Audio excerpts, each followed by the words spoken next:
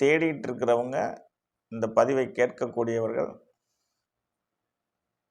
என்னுடைய பேச்சை கேட்கக்கூடியவர்கள், என்மேல் அன்பு உள்ளவர்கள், என்னை சந்தித்தவர்கள், சந்திக்காதவர்கள் யாராக இருந்தாலும்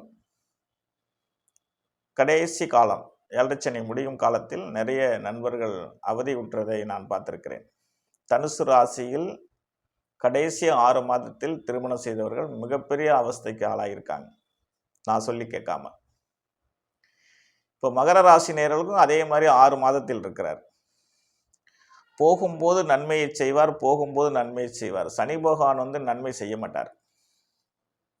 ஆகவே திருமணத்திற்கான முயற்சியில் உள்ளவர்களுக்கு மட்டும் இது பொருந்தும். திருமணம் செய்யணும்னு நினைக்கக்கூடியவங்க முயற்சியை விடுத்துருங்க, அதாவது முயற்சி செய்யாதீங்க. ஒரு வேளை பார்த்தாச்சு, முடிவு பண்ணிட்டோம் அப்படின்னா நிச்சயத்தோட தேதியை நிறுத்திடுங்க. 2026 மார்ச்சுக்கு பிறகு முகூர்த்த தேதி குறித்து திருமணம் நடத்துங்க. வாழ்க்கையில் ரொம்ப நல்லா இருப்பீங்க.